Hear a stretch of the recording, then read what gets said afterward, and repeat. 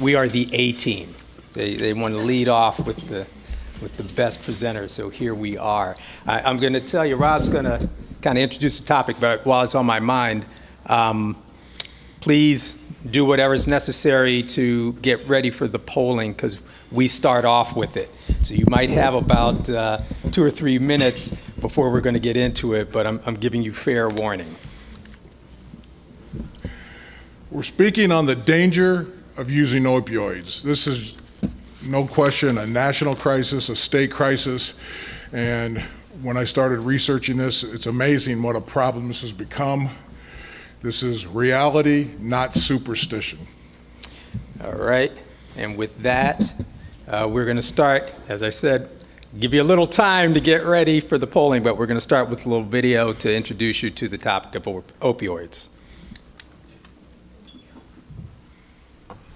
Opium has been in existence since 3400 BC, cultivated in early Mesopotamia by the early Sumerians from the opium poppy, which was known as the joy plant.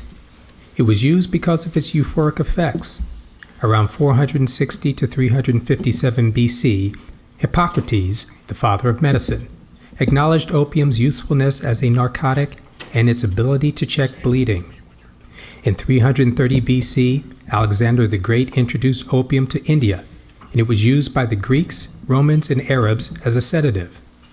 Around 220 to 264 AD, the Chinese had patients swallow opium and a species of cannabis before major surgery. Fast forward around 1,000 years. During the Inquisition, opium disappeared because everything coming from the East was considered the devil's work. In 1527, Swiss-German alchemist Paracelsus introduced opium in pill form as a painkiller. By the 1800s, a German scientist learned to extract morphine from opium named after the god of dreams, Morpheus. Wrong Morpheus. Morphine was commonly used as a painkiller during the Civil War, which led to post-war morphine addiction known as soldier's disease, marking this country's first opiate epidemic. In 1898, heroin was introduced as a non-addictive substitute for morphine. By the 1900s, opium addiction was a problem, which led to the Opium Exclusion Act of 1909, the Harrison Narcotics Tax Act of 1914, the Heroin Act of 1924, and the Food, Drug, and Cosmetic Act. During the early 1900s, however, German scientists synthesized oxycodone, hoping it would retain the analgesic effect of morphine without the addiction problems of morphine and heroin. In 1950, oxycodone became widely available when it was approved by the FDA, and since the early 1960s, abuse of prescription opioids has been an ongoing problem in the United States. All right, so let's see. All right. Well, you heard, unfortunately you didn't have any of the video to accompany it, but you kind of heard all about opium. This is sort of going to test your knowledge, and I can see people are entering in their, which of the following is not an opiate? We'll give it a couple minutes to see where everything falls down.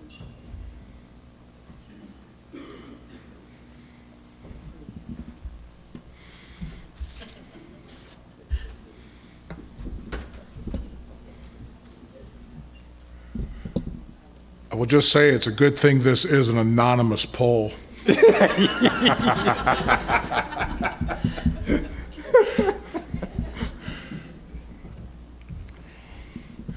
Put them out of their misery, Mark. They're still going. They're still going. All right, I am going to put you out of your misery. Carrie, does this give me the answer with the next click? Or do I have to tell them? Okay, all right. Well, I'm going to tell if this were Who Wants to Be a Millionaire, you guys would be in big trouble because the audience failed here. It is not codeine. The only one of these that is not an opiate is OxyContin. Now, in large part, understanding this requires you to know the definitions of an opiate. Rob King's going to get to that in a second. But, all right, let's go to another poll. I'll give you another couple of minutes to work on this one. This is your chance to redeem yourself, people. All right. So, all right. Which of the following is not an opioid? There's a difference between opiates and opioids.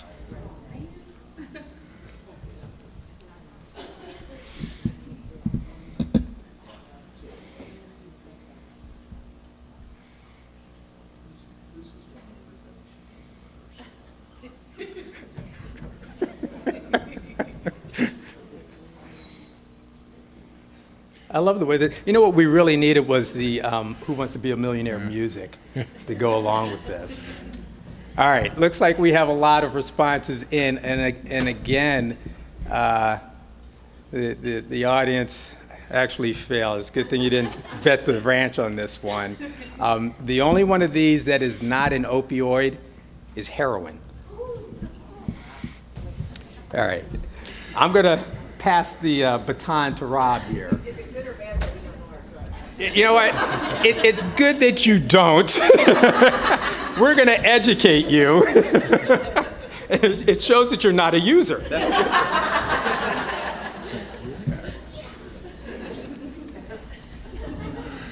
Definitions for those of you who were in the poll. An opiate, and it's sort of, think of it as this is the natural substance. It refers to a natural substance that comes from opium. Opium itself can be extracted from the opium poppy. It contains chemical compounds including morphine and codeine. So as you're doing this, just think about opiates are naturally occurring from the poppy. Opioids are synthetic or semi-synthetic drugs that are usually manufactured, and they are hybrid, resulting from chemical modifications to the natural substances. Examples, fentanyl and methadone, and oxycodone and hydrocodone are examples of semi-synthetics. So basically think of opioids as man-made. Narcotics is sort of the general classification for all of them.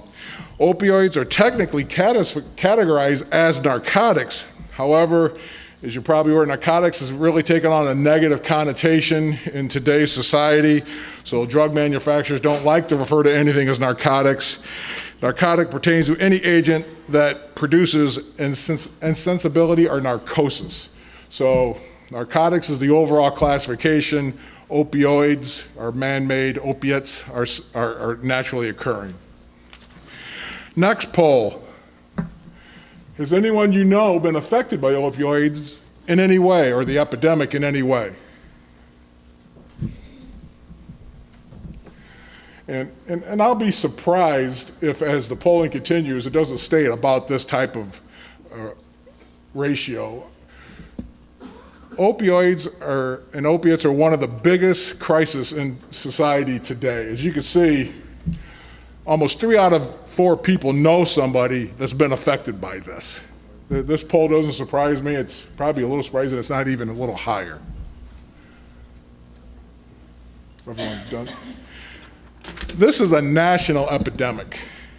An epidemic refers to an increase, often sudden, in the number of cases of a disease above what is normally expected in an area. And when you stop and think about it, this is almost a definition of the opioid crisis. It has just taken on a life of its own. People that you wouldn't suspect have a problem. I mean, as you can see from the poll we just did, there's probably a percentage of people in this room that have problems with this, and you certainly know, 3 out of 4 people in the room know somebody that has a problem with opioids. So this, no question, this is a national crisis. And why is it a crisis? It can cause death. And this slide shows a steady rise of opioid deaths. It's really been in 3 waves due to overdose. The wave 1 you can see is a rise in the prescription opioid deaths that started really in 1999. You see the purple line that really takes off in 1999. The wave 2 is a rise in heroin related deaths. And that really spiked around 2010. And then more recently, the synthetic opioids are really resulting in a lot of deaths. So if you look at this graph, I mean, it's dramatic, the rise in opioid deaths that has really taken on in the last few years. So this is a crisis, it is a problem. And like I said, it is a national epidemic, and some of this stuff, maybe it'll surprise you, maybe it won't. It surprised the heck out of me when I was researching this.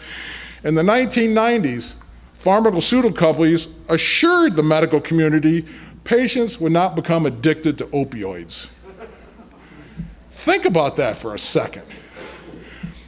The manufacturers, I guess knowing what we know now, it shouldn't surprise us, but at the time, they assured medical providers this wasn't addictive, no problem, good to go. And you wonder why it became a crisis. Doctors start prescribing this stuff like candy. I mean, I've taken hearings before where one of the issues was prescribing 100 pills of OxyContin. 100 pills. Granted, what? And you want to look at the hearing officer and say, you know, what the hell? 100 pills. But people became desensitized to it.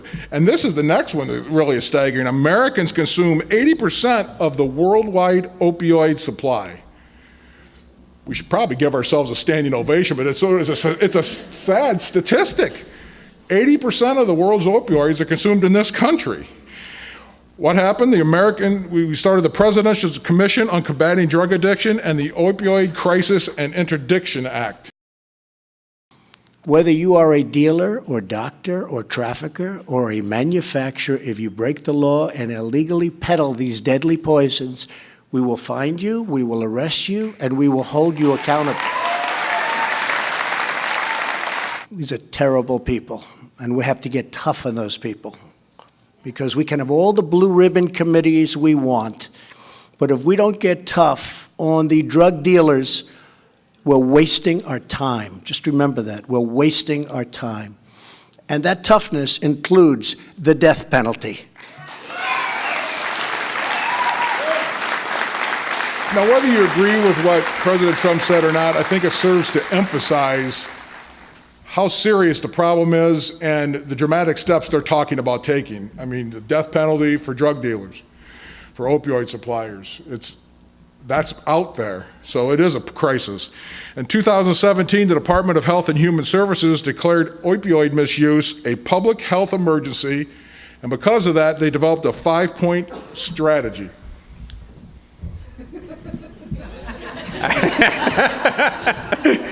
I don't have a video coming up right now, so this should work out okay. I think what Rob has shown you is that, this being a national crisis, that there are multiple layers to the response. And obviously the president is looking at the criminality of opioids. But also, because opioids are both legal and illegal, okay, depending on how you're getting them and how they're being synthesized, it touches on a lot of different communities. So the Department of Health and Human Services really is looking at the healthcare aspect of opioids, not the criminal aspect of it. So this strategy, it really is geared toward reducing the supply of opioids, research and education, so that both the doctors and the patients understand what they're getting into with opioid use, how to reverse the effects of the opioids. I mean, one of the big things that you'll hear about is a drug called, I'll mess it up, naloxone, I think is how it's pronounced, which is basically it's an opioid, but it's an opioid that is used to treat opioid addiction. So you have healthcare agencies like the Department of Health and Human Services on a national level kind of setting guidelines. You're going to see later in the presentation that this problem is not addressed simply by having a national response. So you have the executive level and the president. You've got the Congress that put together that interdict law. You've got federal agencies, but also the states have to get involved, and then also communities. So along those same lines, The Center for Disease Control is another federal agency that has gotten involved in trying to address the opioid problem. And what they've done, among other things, is put together these posters that I think physicians are supposed to use in their offices. And you've been to the doctor before, and you see all the literature that's in the waiting room, and some of the posters that doctors will put up, whether it's, cover your mouth when you cough or whatever the case may be. But they've put together this series of posters, and this one is designed for both patients and doctors. It talks about how opioid use actually has more negative effects on the human body than the positive effects.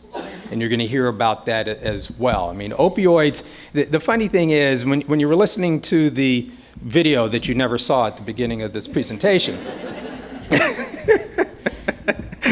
for some reason, mankind has believed that opiate and or opioid use has been a solution to controlling pain. And we learned back in the late 1800s, that's when the first national crisis occurred, was the soldier's disease, when the soldiers were using heroin. And then you had all this federal legislation that went into effect because society said opioids are bad. But then the medical community came back in the 50s and 60s and said, no, we think we can control it. They keep rolling out different forms of opioids, thinking that they have the answer. And the reality is, all opioids are addictive. All opioids have the potential to lead to death, because an opioid basically slows down your respiratory system to the point where you just choke to death. And the CDC, as I said, has put together a poster such as the one that's up here, so that people are educated, so they understand that opioids are not simply a measure to control pain, but they are in fact a dangerous alternative. And that's why communities now and your thought leaders are looking into other ways to manage pain, and also dispensing this kind of medication. So this graphic shows that opioid use actually increases the cost of healthcare. Ohio, on this graphic, is like number 5 in terms of the amount of money spent treating and addressing opioid use, and this is into the multi-millions. This is insane, which is why states have to address the problem themselves. It can't just leave it to the federal agencies to address this.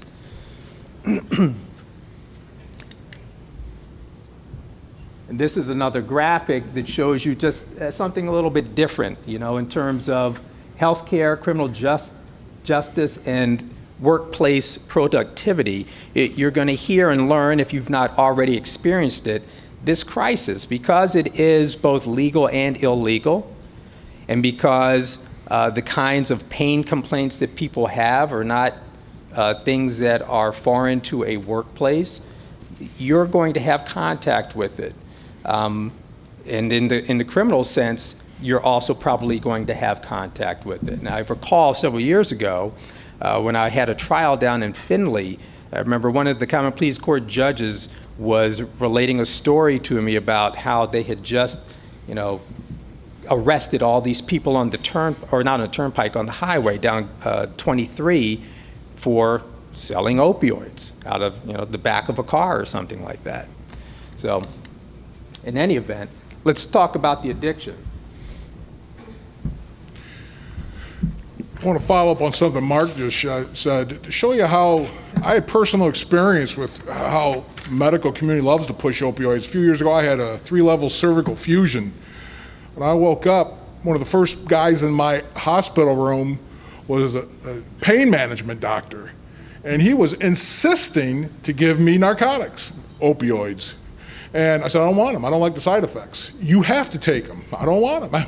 It was sort of, I wish I'd have had my cell phone with me to film this conversation. The doctor was getting a little upset with me because I refused to take narcotics. That's how much the medical community really pushes these things. So you can imagine your average workers' comp claimant or somebody that's looking to get those type of drugs. Doctor says, you got to have them. Okay. How many can I get? I start with 100. So, it is a problem. What are the factors that lead to addiction? Chronic pain, obviously, the first one. Back pain. Stop and think in the workers' compensation context, how much of this do you see in your average claim? These are the things that cause you to get prescribed opioids. Co-occurring substance disorders. You're already a drug addict, you're an alcoholic, or you like booze, you're already smoking marijuana. Those type of things are going to predispose you to getting dependent on the opioids. Mental health disorders. These are all documented to be factors that lead to getting addicted to these drugs. And this is one that I found a little surprising. Men, statistically, are much more likely than women to use and abuse opioids. Not sure why that is.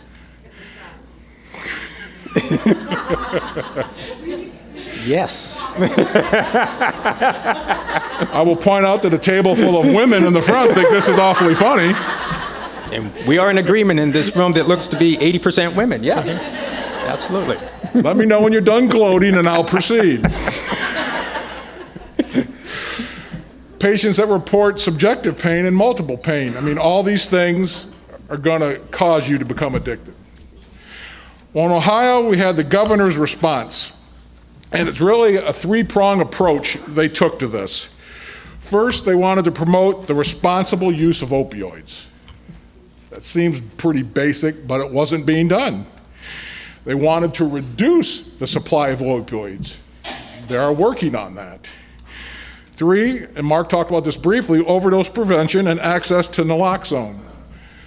And that's huge. And I don't know how many of you are from smaller town. I'm from a small town, Bellevue. And I follow a little thing on Facebook, and there are always people posting things.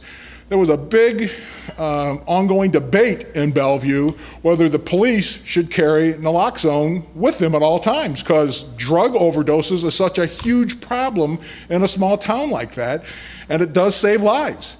The police come upon someone who's overdosed, they have the naloxone, they could probably save their life, but some communities, some organizations, they don't want to pay the price. They take the policy that, why are we going to pay drug users to support them? So it is an ongoing debate right now. Ohio's further response, in 2011, the governor's cabinet had an opium action team was created to implement a multifaceted strategy to deal with the problem. Keep in mind, this has been going on now for the last 7 years in Ohio. It wasn't until 2014 that they developed the Ohio Automated Prescription Reporting System so that pharmacists can keep track of who's getting what. People going out and getting prescriptions from multiple doctors has always been a problem. Now they can monitor that a little better. In 2017, Ohio had the 5th highest rate of drug overdose deaths in the country, almost 24.5 deaths per 100,000. That's how 5th in the country in overdose deaths, so it is a problem. And unintentional drug overdose is the leading cause of injury-related deaths in Ohio. That was surprising too. So it is a problem. Ohio's actions. Since the development of the governor's cabinet, there have been 81 million fewer doses of opioids per dispensed in Ohio since 2011.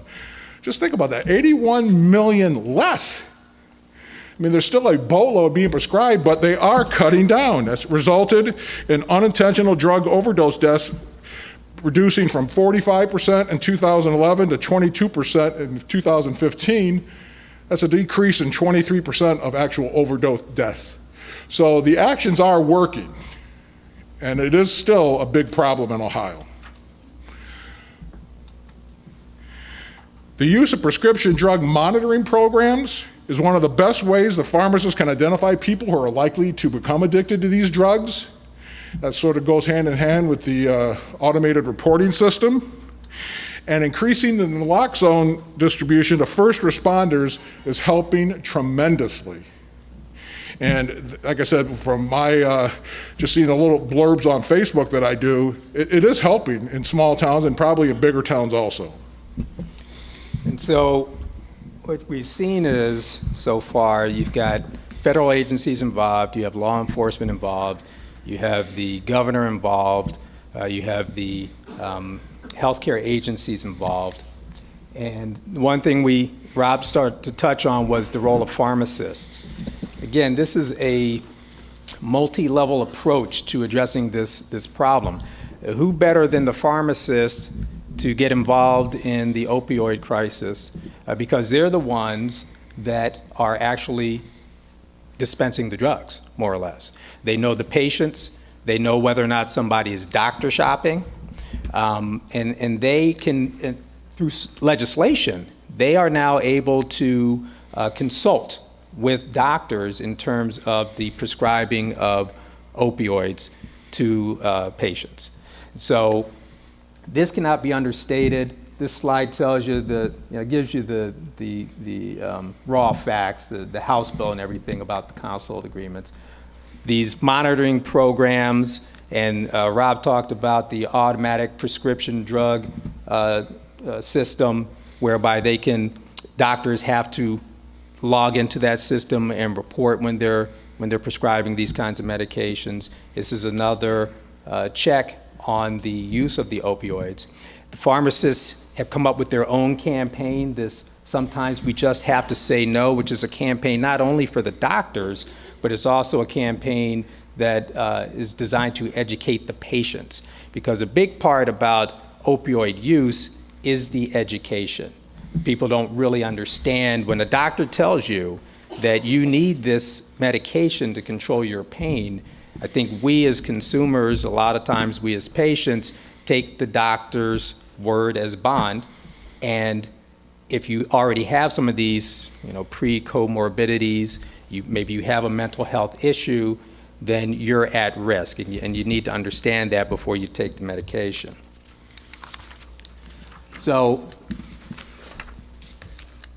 we're going to go to another poll, and this one is just a question to test your knowledge.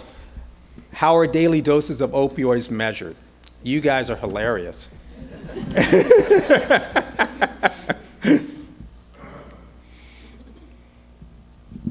All right.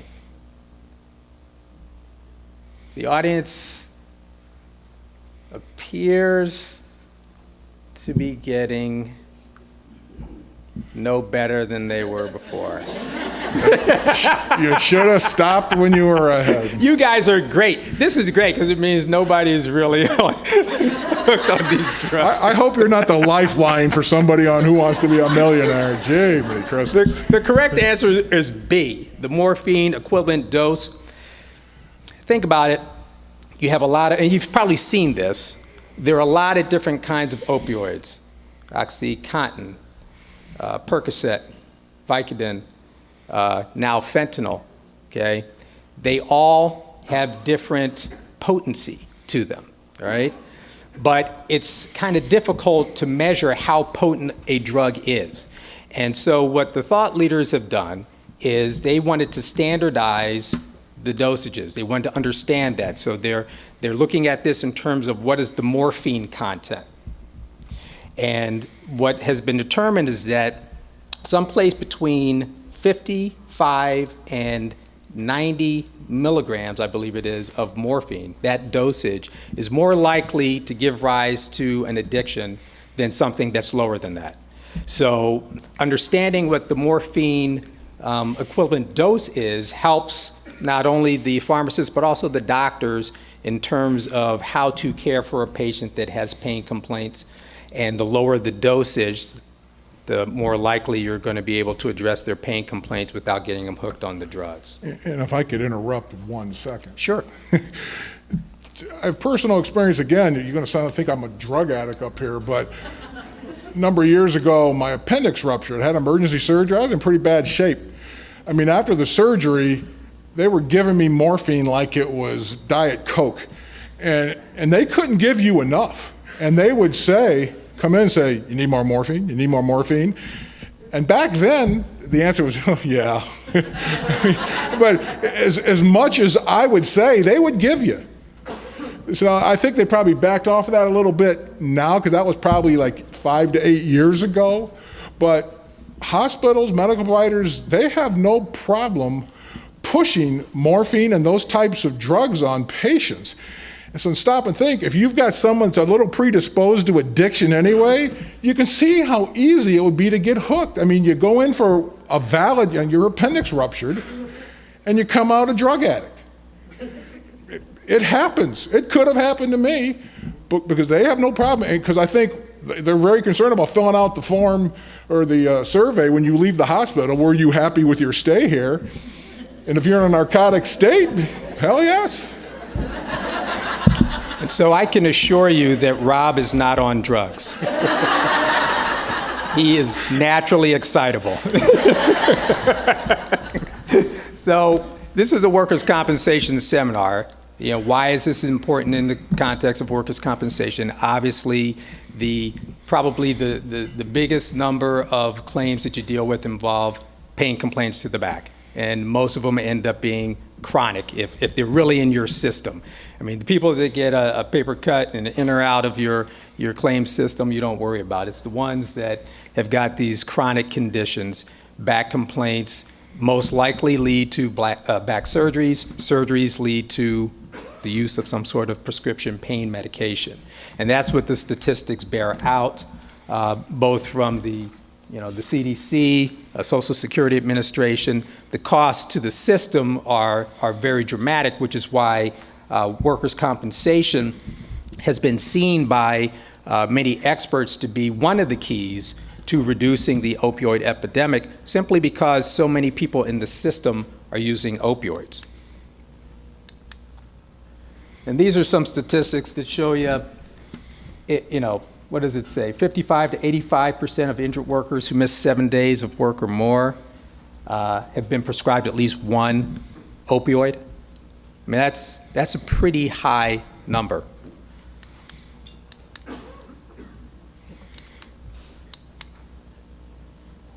And again, this shows you that the system is, the measures that are being taken now to control it are starting to work, okay? Ohio's system, the Bureau of Workers' Compensation's system dealing with opioids, has actually gotten a lot of national acclaim. They've received numerous awards. If you go out to the Bureau's website, they like to brag about it. But controlling the supply of opioids in workers' compensation, which again, Rob's going to talk to you a little bit about, controlling the supply, how they're dispensed, how often you can get them, has actually led to a reduction in the opioid costs and also opioid use. So again, this is just another graphic showing the decline since the state through the Bureau of Workers' Compensation has taken charge of this. So now you have the Bureau of Workers' Compensation, in addition to law enforcement, in addition to the governor, in addition to the pharmacist, in addition to the president, all these entities getting involved in this process to try to reduce this problem. That led, in 2016, the Bureau developed a rule, utilization of opioids in the subacute or chronic phase of pain treatment for a work-related injury or occupational disease. It's 5 pages, so it's pretty comprehensive. Starts off with multiple definitions. I won't bore you all by reading them, but they actually define what the chronic phase of pain treatment is. It's basically longer than 12 weeks. They define the clinically meaningful improvement for pain and function. They describe morphine equivalent dose, for those of you that want to know what that is. They describe the Ohio automatic reporting system. And keeping in mind, this rule is really developed for what they call the subacute and chronic. In other words, when someone's in the chronic phase of a problem, they hurt. Okay, you can do it. But when you're dealing with the subacute times or the chronic times, the goal is to stop using opioids or wean people off. And this is the rule that's meant to do that. So if you have a claim where your workers or you think are getting hooked and they're in the subacute or chronic phases, don't be afraid to get an IME or a file review. Have your doc go over this rule and say, is it necessary? Should this person be weaned off of these drugs? And the answer is most likely going to be yes.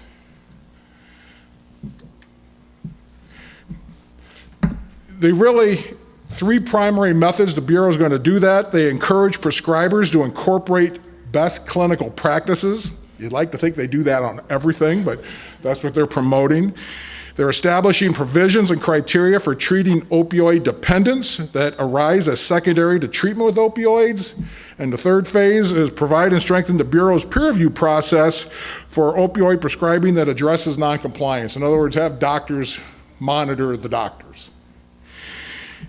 You want to help the injured workers understand the risk and long-term use of opioids. A lot of these claimants don't understand the chances of being addicted, the long-term problems with it. You got to educate these people and provide tighter controls on the duration and daily dose. And it's, again, they all measure in the MEDs. The Bureau rule will reimburse for up to 18 months as long as the injured worker follow the plan developed collaboratively with their physician. So after 18 months, you shouldn't be paying for this stuff anymore. I think it's our last poll. Under the BWC rules, how many days is an injured worker required to undergo alternative care while avoiding opioid use before resorting to a spinal fusion surgery? And we're not going to give you a whole lot of time on this because I already got the 10-minute direction from the back of the room, so we're going to have to motor through these slides. Well, the answer is 60 days, as I will get to shortly. The Bureau has the rule, 4123-632. If anyone wants a copy, let me know. I can email it to you. But the Bureau has implemented this rule that's effective January 1st of 2018. The BWC now requires non-surgical, non-opioid treatment for low back pain. The Bureau has instituted a rule that rejects spinal fusion surgery and opioid prescriptions as an early response to back surgery or to back pain. They're trying to get people, don't do this surgery right away. You require workers with work-related injuries to undergo 60 days of non-surgical alternative interventions such as physical therapy, avoid opioids before pursuing other treatment. And that last part's the wrinkle in this, because other states had this type of rule, but Ohio is one of the first, if not the first, to put language in their rule dealing with stop taking opioids. Like I said, that was the twist that Ohio put in there. So if you ever have a claimant that wants spinal fusion surgery, just know this rule is out there. Make sure the rule is followed. They've got to try something else for 60 days before resorting to that surgery. Now, me personally, I don't know why anyone would jump at the chance of having any type of spinal fusion surgery. That should be a last resort, but a lot of people do. And so this rule has been met with a little bit of backlash, and the reason, you have surgeons that are not happy about it. You've got pain managers that are not happy about it because they feel like their job is being compromised. So the question is, why do you think they might have a problem? Yay, my technology worked. Okay. So I'm not indicting surgeons and pain managers, but this next video, which better show, is somewhat enlightening. CNN and Drs. Anupam Jena and Michael Barnett of Harvard University's Schools of Medicine and Public Health did a new analysis of government data. This is a pretty dramatic line. I agree. What we found is stunning. The big picture is that the more money a physician receives from an opioid manufacturer, the more likely they are to prescribe opioids. As you can see here, the doctors who get paid the most money, they prescribe the most opioids. All right, so there appears to be a connection between prescribing opioids and money in the doctor's pockets. That could be a motivating factor. We are going to get a little bit pressed for time, so we're going to move quickly. Again, this slide just kind of covers some of the concepts we've talked about in terms of this being an epidemic and the responses. But more importantly, what we need to talk about are the alternatives. First one is physical therapy, and that sort of goes hand in hand with the Bureau rule. They want you to try non-opioid alternatives first, and the first one is physical therapy. Yeah, you might be surprised to know, because we fight a lot of times chiropractic treatment and overuse of chiropractic treatment, but this is another non-invasive type of treatment, which is actually endorsed by people in the medical community, in addition to the chiropractic community. Obviously, the chiropractors jumped all over this because it's going to mean more money to them. Non-steroidal anti-inflammatories. Take an Advil. Why take an Oxycontin?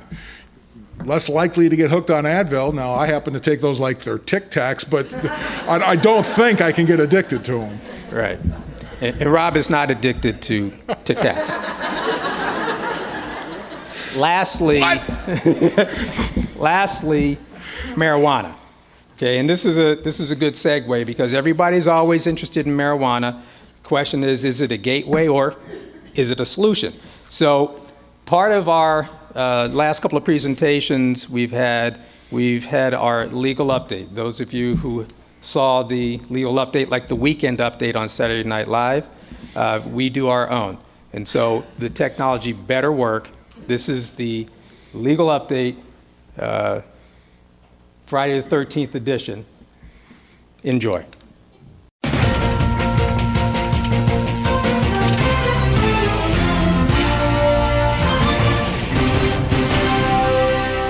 I'm Mark Barnes. And I'm Rob King. And this is your legal update, Hot Topics, Friday the 13th edition. And today we have some spooky, horror-filled fun for you. Really? What spooky, horror-filled fun do we have planned? Well, how about this? What's Jason Voorhees' favorite dessert? Oh my God. What? Ice cream? What do evil spirits sing on Friday the 13th? No idea. For he's a jolly good fellow. All right. What do people say when Jason Voorhees is chasing them? Oh, you're not done? Stop chasing me. All right, enough. Dude, that's not horror film. That's horrible. Anyway, let's talk marijuana, because this remains a hot topic in Ohio. 2 days ago, the state medical board began approving applications for doctors seeking certification to recommend medical marijuana to their patients. As you may know, patients seeking medical marijuana must receive recommendation from a medical doctor certified by the state medical board. On this unlucky day, this news is a bit of good fortune for patients seeking medical marijuana. Remember, medical marijuana cannot be smoked in Ohio. It can only be used in plant form, tinctures, oils, edibles, vapor, or patches. Here to talk about her plans for medical marijuana use once she obtains a medical marijuana card is my crazy neighbor from next door, Mary Jane.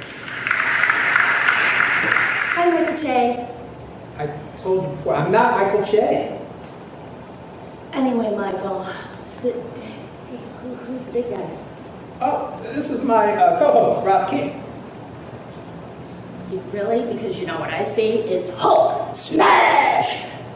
Are you smashed? Anyway, so let's talk about what we're here to talk about. Yes. I'm stoked because I can't wait to use my medical marijuana card here in Ohio to manage my pain. Because I've been using those opioids, that my cousin gave me, remember, Billy Bob. Yeah, and they're making me constipated. So, I know I can't smoke it yet. So this is what I'm gonna do. I'm gonna make marijuana pizza, marijuana pie, marijuana meatloaf, marijuana tea. Dude, marijuana she hot sounds like a dogs. Bubba Gump. Shrimp soup, shrimp stew, shrimp salad, shrimp and potatoes, shrimp burger, shrimp sandwich. That's about it. Yeah, and then I'm gonna bring it all into work and have an epic potluck. Get it? Yeah, but Mary Jane, how are you going to do that? How are you going to pay for all this?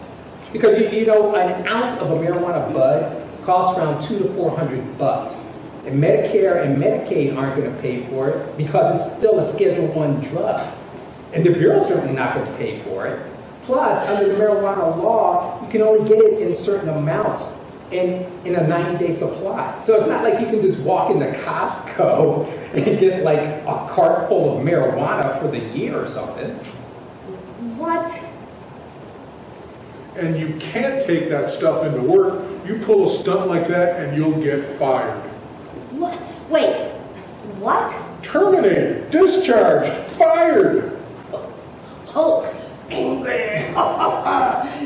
Yeah, whatever. Anyway, so I cannot wait for this law to become fully operational in September. Well, Lord Vader, you may have to wait a little bit longer. Anyway, thanks, Mary Jane. It's been a pleasure. Although many people believe there is a drop-dead deadline on September 8, 2018, the law doesn't exactly say that. The law says that the Department of Commerce and the Board of Pharmacy, quote, shall take all actions necessary to ensure the medical marijuana control program is fully operational by that date, end quote. In addition, on February 20, 2018, a group of plaintiffs led by a group called Canascend, Ohio, sued the Department of Commerce over its issuance of provisional licenses to growers of marijuana. The lawsuit, among other things, seeks to revoke licenses and prevent the issuance of permits to grow marijuana. Consequently, the deadline may be derailed. You could say the medical marijuana law may be falling deep into the weeds. I got jokes too. Eventually, the law will become fully operational. And although many people oppose the use of medical marijuana, it may be a viable alternative to opioids. Researchers at the University of Michigan have found that people report a decrease in their opioid consumption of 64%.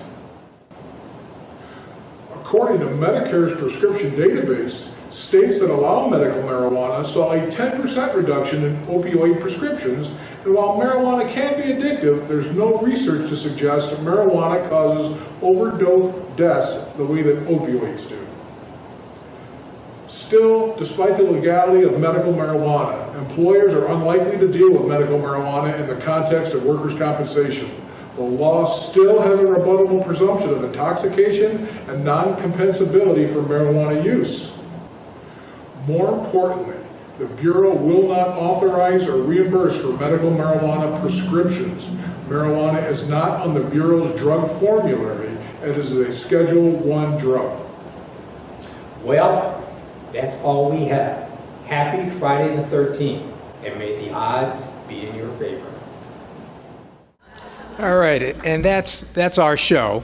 I will report, I told Rob King this morning on the drive in here that NPR reported that the law will not be fully operational on the 8th, as we predicted in our little bit here, although probably soon thereafter. If you have any questions, you can catch us during the break, but that's all we have time for. We're over our time anyway. Thank you.